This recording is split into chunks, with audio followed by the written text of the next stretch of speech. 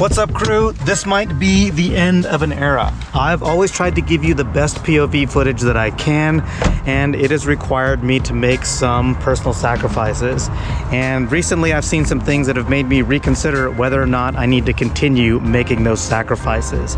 Today we're gonna go look at one of those things down at the Path Bike Shop, but before we do that, we gotta go get us some coffee.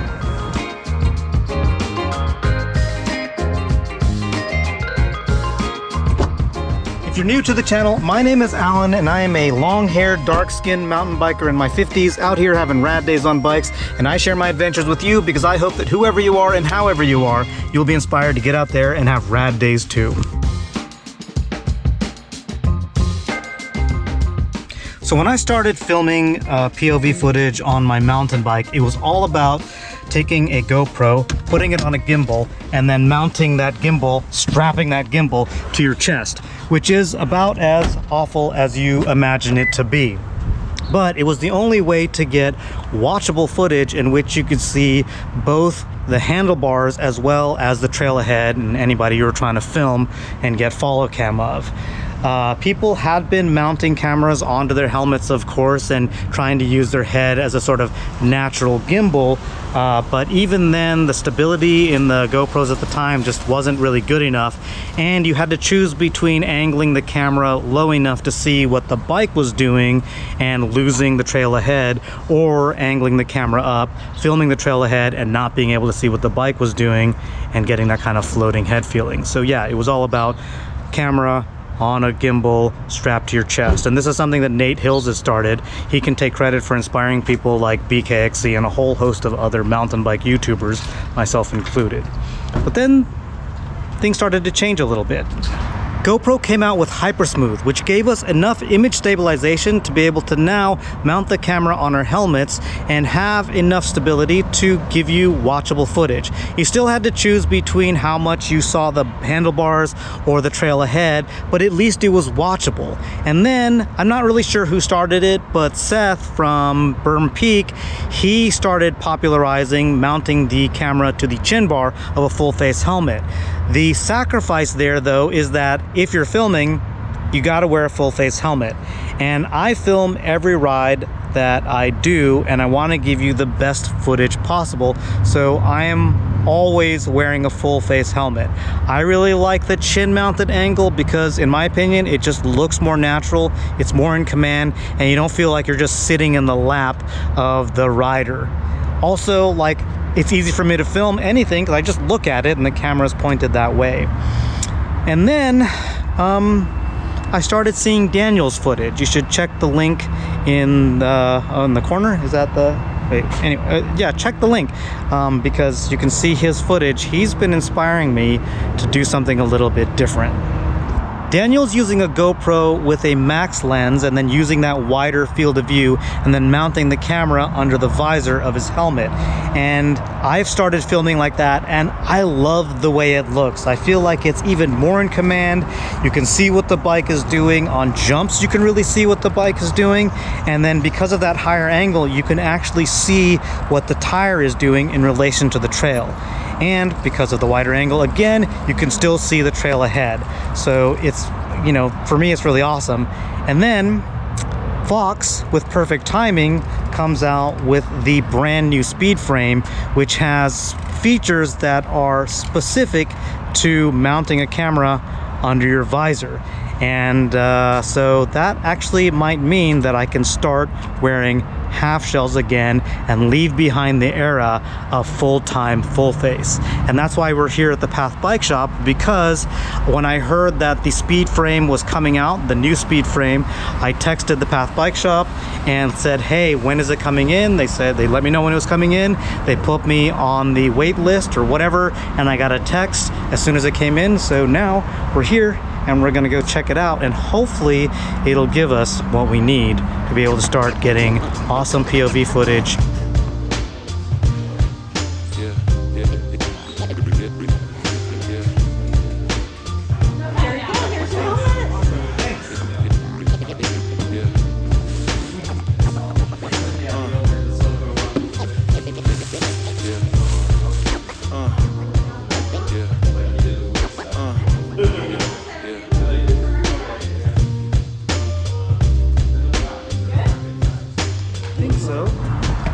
All right, crew, so we've picked up the Speedframe RS, which is the nicest one.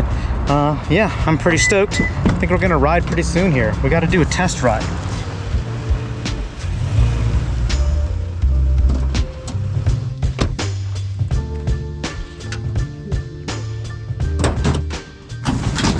Well, crew, I really hope this works. Let me show you what I got set up. So what's nice about the Speedframe is they actually give you this little adapter or this little thing to stick on there. So it's really small. They even have a little glossy part where it fits onto. Maybe I'll give you some close-ups of this in a different place. But I've put my GoPro magnetic clip on there. And our camera should just clip right into there. I'm curious to see how well this will work because it is a little bit front heavy, and trying it on at the house, I have some questions. I actually have my other helmet here, and that maybe tells you like how much faith I have in this right now, but we're gonna try it out.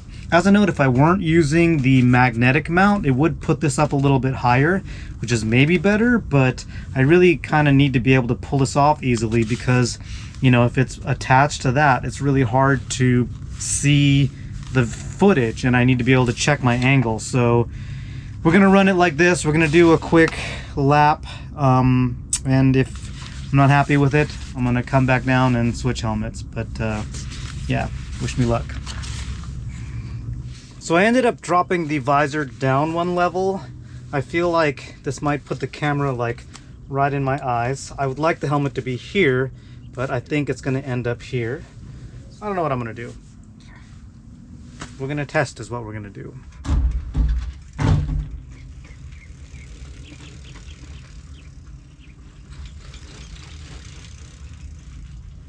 So actually, I think first go, I got the angle pretty good, but we won't really know till we get it on the trail. So one tool that's really useful when you're setting up your GoPro is one of these. This is a silver Sharpie. When I have it fully set up, I'll put a full line across it so it's easy to see. But right now, because I'm still setting it up, I just have a dot in case it's in the wrong place. And if it is, I can make some adjustments and then eventually just scrape off the dot and then put the full line when I have it fully set. The helmet feels low, so we'll see how it goes.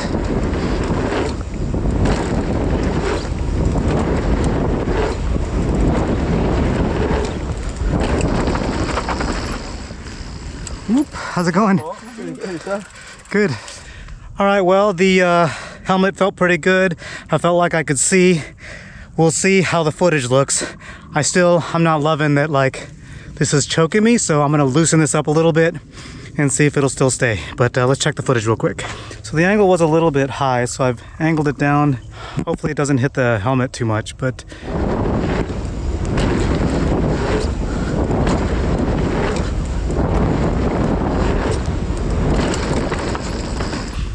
all right, so I actually dropped the visor down one level, so maybe that'll get us there.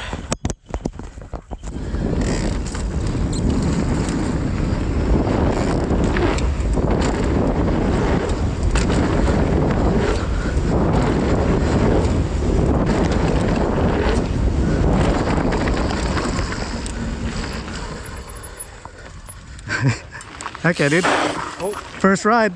Let's get it. On that thing. All right, see you guys.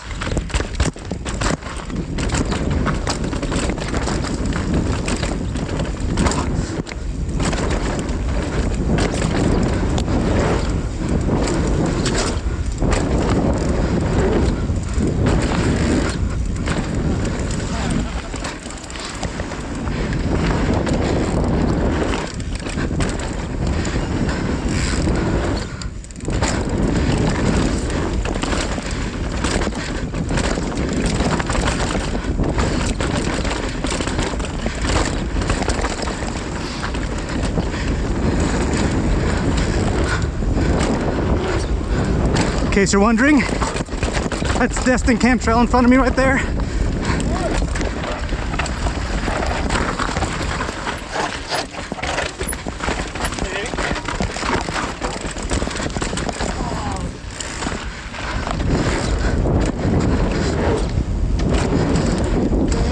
Easy peasy.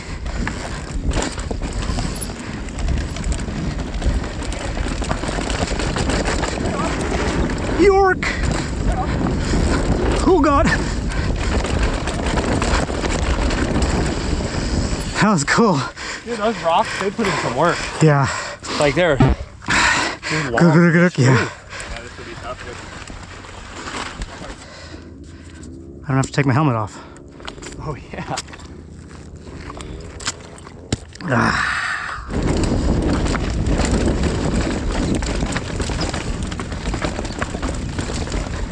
Nice. Oh!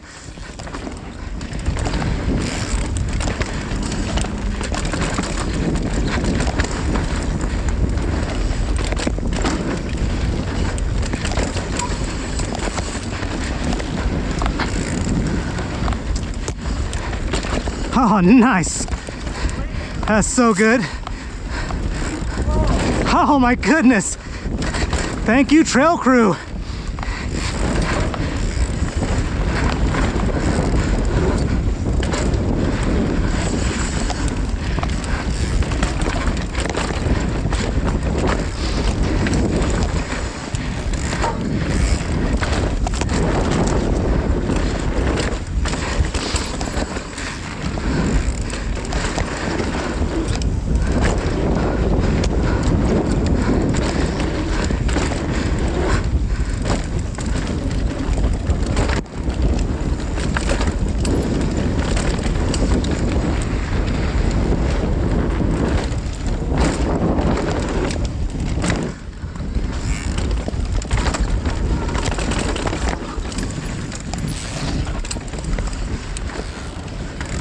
Little dusty in there. Oh yeah.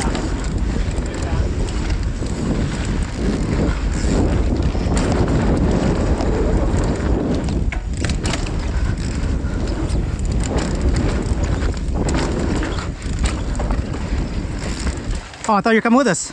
Oh, sorry. I'll catch you.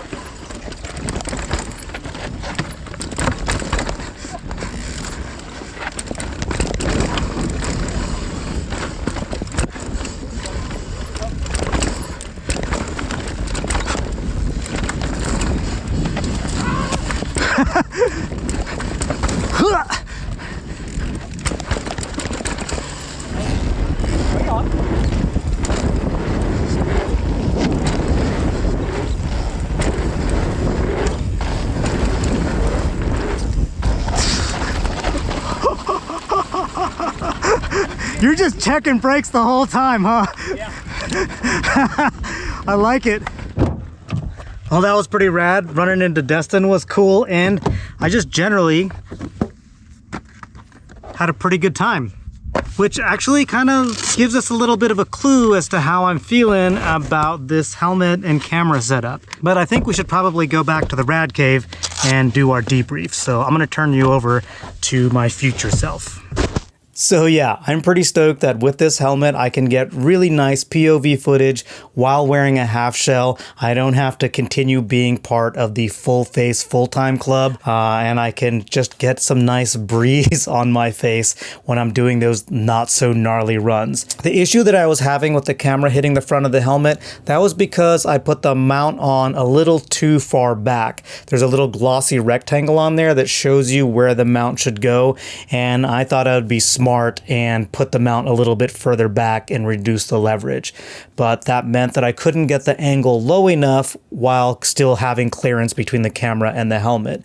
So I removed it, got some new 3M VHB tape, cut it to size, and I hope I've put it on there well enough to stick on the place where they want me to stick it.